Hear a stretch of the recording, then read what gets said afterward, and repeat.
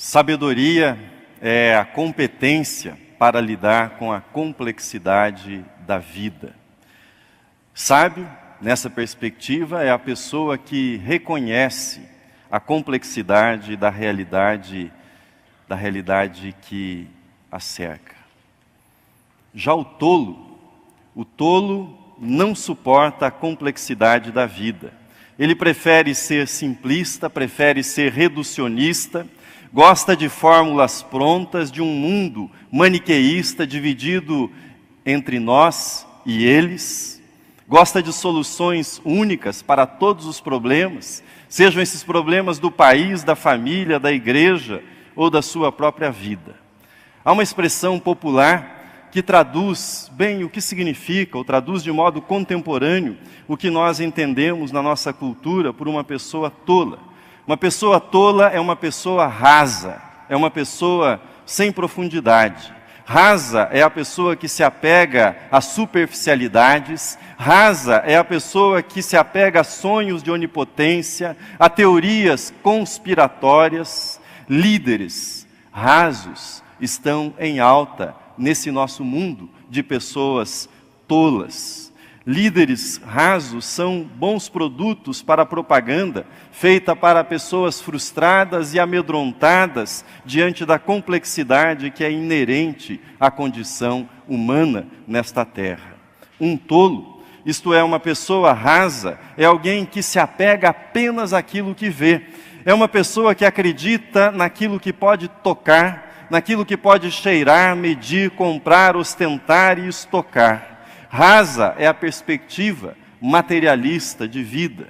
Foi C.S. Lewis quem disse certa vez que os antigos, quando viam as folhas de uma árvore balançando, sabiam que balançavam aquelas folhas por conta do vento.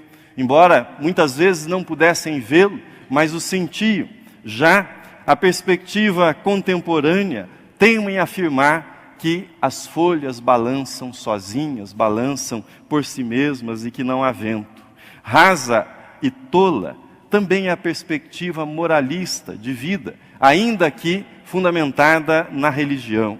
Todo moralismo é raso porque mira sempre na comparação de como se é melhor ou como se é pior em relação a esta ou aquela pessoa, e se esquece que diante de Deus não há um justo sequer. Todo moralismo é raso porque, com o passar do tempo, ele acaba se especializando naquela lista de coisas que devem ser evitadas, naqueles pecados que devem ser evitados, e acaba rasgando a lista do bem que deveria ser praticado. Acaba eliminando a lista daquilo que poderia e deveria ser feito como bem às outras pessoas. Afinal, escreveu Tiago que quem sabe que deve fazer o bem e não o faz, nisso está pecando também. Eu não quero ser uma pessoa rasa. Provavelmente você também não quer ser conhecido como uma pessoa rasa. Se é assim, nós precisamos começar reconhecendo a complexidade do mundo no qual nós vivemos. A vida não é plana, mas mais do que falar da complexidade do lado exterior da vida, que nós sabemos e temos alguma consciência, hoje eu quero examinar com você a complexidade da vida interior, a complexidade do coração humano, as oscilações do nosso espírito, das nossas emoções, dos nossos sentimentos, das nossas decisões, dos nossos conflitos, dos nossos sonhos e dos nossos medos. A seleção de provérbios que eu li ainda há pouco para você mostra essa complexidade da vida interior, da vida do coração. Cada pessoa possui o que eu estou chamando, com base nos 2 últimos versículos lidos, cada pessoa possui um abismo interior. O livro de Provérbios diz: o além e o abismo estão descobertos diante do Senhor, quanto mais o coração dos filhos dos homens. Deus conhece o abismo que os hebreus chamavam de Sheol. Deus conhece também o abismo que é o coração de cada pessoa, de cada ser humano. E o caminho da sabedoria, ou no caminho da sabedoria, está o reconhecimento desse abismo que existe dentro de cada um de nós. Veja comigo novamente o versículo de número 5 do capítulo 20 de Provérbios. O texto está na tela. Como águas profundas são os propósitos do coração do homem, mas o homem de inteligência sabe descobri-los. Se é difícil que se reconheça a existência de uma vida interior, a perspectiva materialista rejeita isso, mais difícil ainda é que se reconheça a sua profundidade, a sua extensão. Quando se reconhece no nosso tempo, quando se reconhece a vida interior, ela normalmente é reduzida a pensamento positivo, a força de vontade, a motivação para alcançar o sucesso e muitas outras coisas nessa linha. Muito antes que surgisse a psicanálise e viesse ao nosso conhecimento o famoso conceito de inconsciente, a Bíblia já anunciava que quando se trata de vida interior, nós estamos navegando em águas profundas, quando se trata da interioridade humana. Há muito que não sabemos a respeito de nós mesmos. Há muita coisa submersa em nosso abismo interior. Há regiões escuras da nossa alma. Há áreas inteiras da nossa vida que são completamente desconhecidas para nós. Mas o problema não é só com aquilo que nós não conhecemos, que nós não sabemos. Até seria simples se esse fosse o único problema. A porção que nós chamamos de consciência, também é confusa. É um verdadeiro emaranhado de emoções, desejos, compromissos, que muitas vezes se anulam e se contradizem mutuamente. Conhecedor do Antigo Testamento e de sua visão a respeito do abismo que há no coração humano, Paulo, o apóstolo, assim escreveu na carta aos Romanos: porque não faço o bem que prefiro, mas o mal que não quero, esse faço. Mas se eu faço o que não quero, já não sou eu quem o faz, e sim o pecado que habita em mim. Abismo pecaminoso é o nome dessa contradição entre aquilo que nós poderíamos e deveríamos ser e aquilo que de fato nós somos na nossa vida. Abismo pecaminoso é a distância entre as nossas intenções boas, na maioria das vezes, e o resultado dessas intenções. Talvez você diga que, bom, isso é pessimista demais. Talvez isso tenha a ver com o momento da sua vida pode estar naquela figura do céu de brigadeiro, ou seja, só coisas boas acontecendo, uma época tranquila, feliz, só alegria e paz, a vida nos tempos de Facebook, só postagens de alegria, só postagens de felicidade. Talvez esse seja o caso, mas eu creio que eu não estou exagerando. Veja comigo novamente um versículo de Provérbios. Diz assim: há caminho que ao homem parece direito, mas ao cabo dá em caminhos de morte. Já ouvi e já citei muitas vezes este versículo para alertar aqueles que se afastam, aqueles que adquirem uma perspectiva de vida irreligiosa ou às vezes antirreligiosa. Isso é comum que tratemos deste versículo dessa forma. Mas também é possível imaginar o caminho da perdição, mesmo quando nós estamos fazendo aquilo que, do ponto de vista da opinião geral, parece correto. Isso pode ser também para nós um caminho de morte. Na verdade, nós trilhamos um caminho de morte quando nós deixamos de reconhecer que há no coração humano um verdadeiro abismo, cheio de complexidade, cheio de contradições, cheio de lutas. Na superfície, muitas vezes, as coisas parecem tranquilas, calmas, mas as correntes mais profundas são agitadas, são fortes, são intensas na nossa vida. Quero mostrar a seguir para você o que eu estou chamando de conexão entre o interior e o exterior da nossa vida. Para isso é fundamental que nós entendamos o modo como o livro de Provérbios trata o assunto como ele apresenta essa dimensão interior de cada ser humano. O livro de Provérbios ora chama de coração, ora chama de espírito, a dimensão mais profunda e central dos seres humanos. Nesse sentido, no sentido de Provérbios, coração, o espírito, é aquilo que é distinto do nosso corpo. Trata-se do âmago da nossa personalidade, daquilo que nós somos, naquilo que nós somos nos nossos compromissos fundamentais. Seria uma espécie de sala central que comanda toda a nossa personalidade, que comanda toda a nossa vida. O que está no coração, ou seja, no interior, determina o que nós somos, pensamos, fazemos e sentimos. A vontade, a mente, os sentimentos, os pensamentos estão enraizados nisso que a Bíblia chama de coração ou de espírito, algumas vezes. Esse espírito nos foi dado pelo sopro divino, e é ele que faz com que cada ser humano seja feito à imagem e semelhança do Criador. Faz de cada pessoa um ser único neste mundo. Sem o espírito, o corpo é só pó. O corpo não é nada mais do que matéria inerte, matéria abandonada. A vida exterior, ela está profundamente conectada, presa a esta vida interior do coração e do espírito.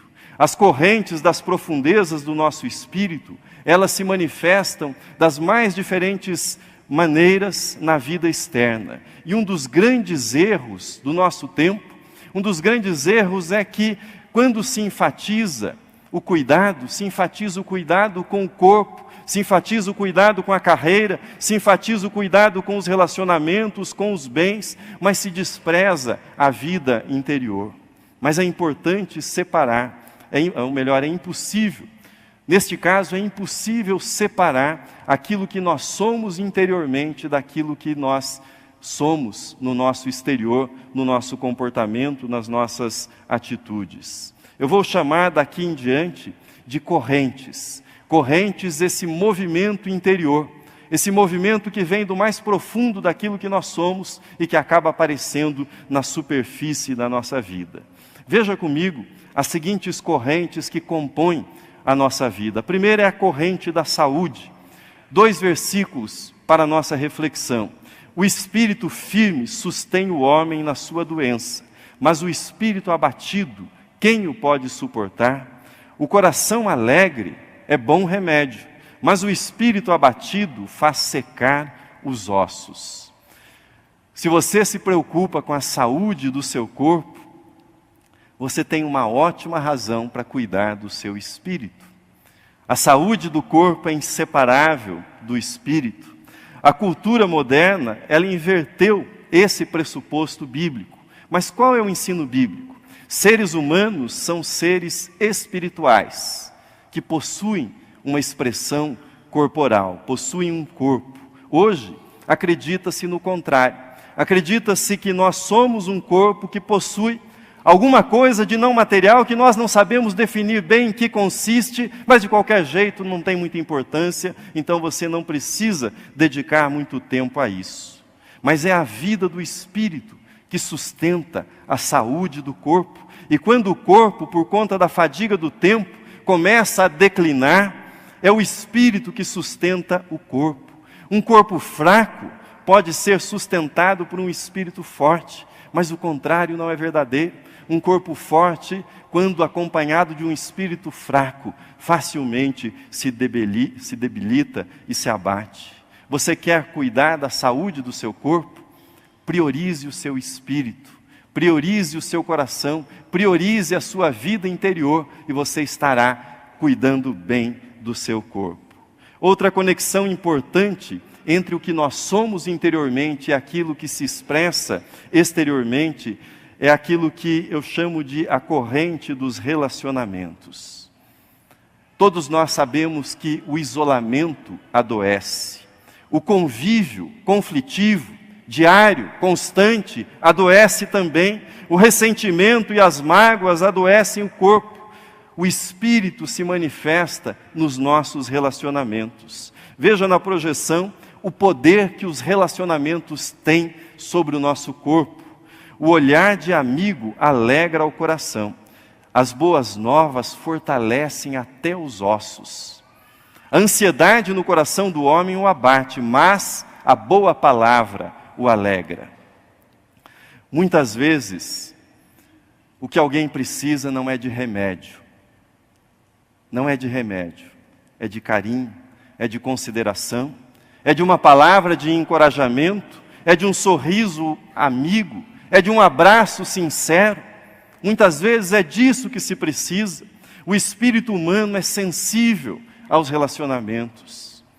Se você esteve no domingo passado na escola dominical, assistindo às aulas do curso Fé e Saúde, você ouviu o Dr. Vu falando de uma pesquisa segundo a qual pessoas que passaram por cirurgias, quando são visitadas por amigos, por pessoas que elas amam, pessoas que gostam delas, essa pesquisa mostrou que o processo de cicatrização pós-cirúrgico é acelerado pelo contato, pela visita com as pessoas que são amadas, são estimadas. Não negligencie o poder da corrente dos relacionamentos. Mas há também a corrente da consciência ética.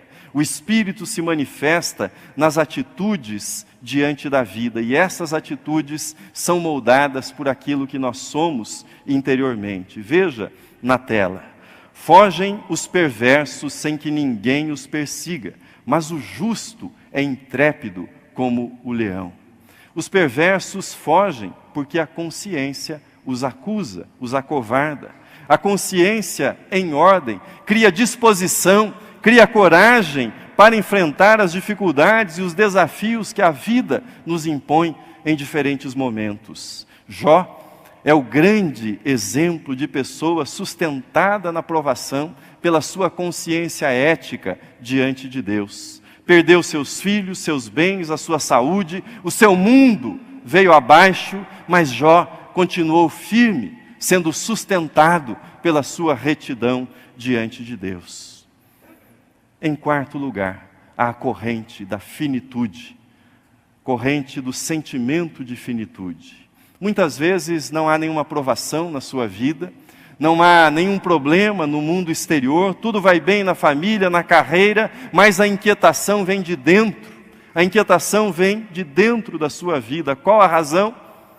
Muitas vezes nós não sabemos, mas a razão é que nós somos seres finitos e as nossas fontes de alegria também são fontes que são finitas. O ser humano é o único animal que tem consciência da sua morte, tem consciência do seu fim. Provérbios mostra de um modo poético e existencial essa percepção da finitude humana quando faz a seguinte afirmação: o coração conhece a sua própria amargura e da sua alegria não participará o estranho. Até no riso tem dor o coração e o fim da alegria é tristeza. Nós dizemos popularmente, o que é bom acaba. Tudo que é bom acaba. O espetáculo sempre termina, as cortinas se fecham, as luzes do palco se apagam em algum momento, e algum dia nós teremos de enfrentar a nossa condição existencial, a nossa finitude e a nossa solidão. Algum dia nós teremos de enfrentar isso, ou enfrentaremos em diversos momentos da nossa vida. Esse sentimento de finitude angustia os seres humanos. A quinta corrente que compõe a nossa vida, a corrente da esperança. Veja Provérbios 13:12. A esperança que se adia faz adoecer o coração, mas o desejo cumprido é a árvore de vida. Das profundezas do nosso espírito surge essa corrente que nós chamamos de esperança. Esperança de dias melhores, esperança de paz, esperança de justiça, esperança de amar, esperança de ser amado, esperança que os nossos sonhos se realizem, esperança de plenitude de vida. Isso está dentro de nós, emerge daquilo que nós somos interiormente. Sem a corrente da esperança, nós seríamos esmagados pelo sentimento, pela percepção da finitude humana. Mas há limites. Veja o caso ou o exemplo dos relacionamentos. Nós temos esse impulso para pertencermos, para amarmos, para nos relacionarmos. Nós fomos criados para os relacionamentos, para a comunhão, para a amizade. Mas existe uma dimensão interior sua que só você conhece. Existe uma dimensão na sua vida que só você é conhecedor dela. Isso significa que ninguém nunca vai compreendê-lo completamente. Ninguém. Você é único. Cada pessoa é única. Há comunicação, há comunhão, mas nunca haverá compreensão total. Nunca haverá essa compreensão total. Casamento algum poderá suprir essa compreensão total. Filhos não poderão suprir essa compreensão total. Não há comunidade, igreja, por mais acolhedora e fraternal que seja, que possa suprir essa necessidade humana. Num certo sentido existencial e espiritual, cada um de nós está sozinho no mundo. É difícil admitirmos isso, mas é uma realidade. Cada um de nós está sozinho neste mundo. Se você colocar, portanto, a sua esperança última de satisfação nos relacionamentos, ela vai se adiar, ela não vai se cumprir, e você se frustrará. Se você colocar a sua esperança última na sua existência finita, você vai adoecer. Se você colocar a sua esperança última no seu corpo, forte e saudável, o seu espírito vai adoecer. Se você colocar a sua esperança na sua perfeição ética, quão bom, quão correto eu sou, você vai falhar em algum momento e você vai adoecer. Nós somos seres espirituais. E nesse mundo interior que existe em nós, existem essas correntes que se movimentam na direção de uma busca espiritual, mas falta algo a nós. A nossa esperança, quando colocada em qualquer coisa, ainda que boa, saudável, legítima, como essas que eu mencionei há pouco, nunca se realizará plenamente. A Bíblia proclama que Cristo é a realização plena dos nossos anseios e esperanças mais profundos. Cristo é a nossa sabedoria, Cristo é a nossa justiça. Sem Ele, nós nos perdemos, sem Ele nós vagamos pelo nosso abismo interior e nunca encontramos direção ou saída. Sem Ele, nós não entendemos que as diferentes correntes não são um fim em si mesmas, mas elas apontam, elas nos empurram na direção desse oceano de beleza, de paz, de plenitude que foi revelado em Cristo Jesus. Pode ser que você esteja perdido no seu abismo interior, perdido entre sentimentos conflitantes, entre a razão e a emoção, entre impulsos diferentes, entre desejos que estão no seu coração e a realidade externa. Interiormente você pode estar se sentindo enfraquecido, e essa fraqueza começa a chegar ao mundo externo, ao lado de fora da sua vida. Relacionamentos são afetados, a saúde começa a emitir sinais que algo não vai bem, a produtividade diminui, a frustração se instala. Não adianta mexer do lado de fora. Não adianta mexer na superfície. Você sabe que o problema está em águas mais profundas. Em águas mais profundas. É o coração. É o espírito que precisa de renovação. O problema não está do lado de fora, está do lado de dentro da nossa vida. Paulo, escrevendo aos Efésios, ele orou para que eles fossem fortalecidos na vida interior. Veja comigo o texto na projeção. Diz o apóstolo Paulo: por essa razão ajoelho-me diante do Pai, do qual recebe o nome toda a família nos céus e na terra. Oro para que, com as suas gloriosas riquezas, veja isso, Ele os fortaleça no íntimo do seu ser, com poder, por meio do seu Espírito, para que Cristo habite no coração de vocês, mediante a fé. Ele os fortaleça no interior, no íntimo do seu ser. Quero terminar esta mensagem com uma oração por você. E quero dizer-lhe o seguinte: se Cristo não é a esperança última da sua vida, o amigo mais chegado que um irmão, eu gostaria de incitá-lo, de convidá-lo para entregar a sua vida a Cristo, para depositar a sua esperança em Cristo, a sua esperança de plenitude, a sua fome de vida, para que você entregue a sua vida para Cristo Jesus. Mas se você já fez isso, se você já é cristão, mas está com o coração adoecido porque em algum momento você tirou os seus olhos de Cristo e pôs a sua esperança em alguma coisa que não é última, em algum relacionamento, em algum tipo de desejo que não se cumpriu, que não entregou aquilo que você achava que deveria ser entregue para você, eu quero convidá-lo para voltar a Cristo como fonte da sua alegria, como fonte da sua paz. A Bíblia diz, de modo muito significativo, que quando Cristo foi colocado na sepultura, diz que ele desceu ao Hades, desceu ao abismo dos mortos. Isso é muito significativo para nós. É para que saibamos que não há abismo mais profundo que não possa ser iluminado pela presença de Cristo. Não há lugar onde Cristo não possa chegar com a sua luz, com a sua paz, com a sua graça. Afinal, se o além e o abismo estão descobertos perante o Senhor, quanto mais o seu coração e o meu coração. Convide Cristo para que Ele seja a plenitude do seu coração, a paz da sua vida, aquele que será o seu guia para que você possa conhecer essas correntes profundas da sua vida e possa orientá-las. Deus o abençoe. Feche os seus olhos, vamos orar nesse momento. Pai, nós te damos graças pela tua palavra, damos-te graças, ó Deus, pelo modo claro que a tua palavra trata a nossa vida. Damos-te graças, ó Deus, porque tu colocaste no nosso ser impulsos, desejos que são profundos, que guiam, norteiam a nossa vida. Mas damos-te graças, ó Pai, porque tu vieste ao nosso encontro.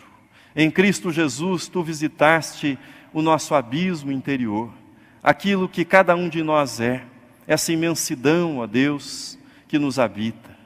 Damos-te graças, ó Pai, porque tu não só vieste ao nosso encontro, mas tu vieste e deste a nós plenitude, uma palavra de esperança, uma direção, uma orientação, um rumo para a vida de cada um de nós.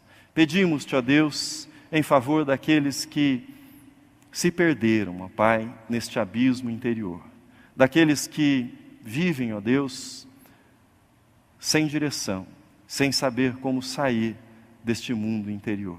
Que tu possas, ó Pai, nesta manhã, visitar a cada um e dispensar da tua luz, da tua graça, da tua direção, da tua companhia.